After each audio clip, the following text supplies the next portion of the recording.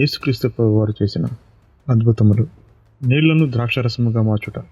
యోహాను సువార్త 2వ అధ్యాయము 1-11 వచనాలు.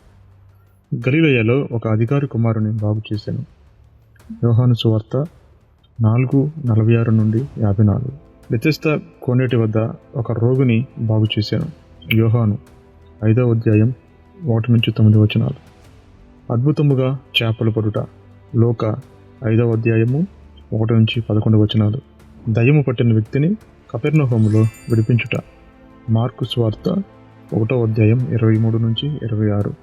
పేతురు అత్తను బాగు చేయుట. మత్తయి సువార్త 8వ అధ్యాయము 14-17. మార్కు సువార్త 1వ అధ్యాయము 27-31. లోకా సువార్త 4వ అధ్యాయము 38-39. చేపలు పడినట్లు చేయుట. లోకా సువార్త 5:1-11 వచనాలు.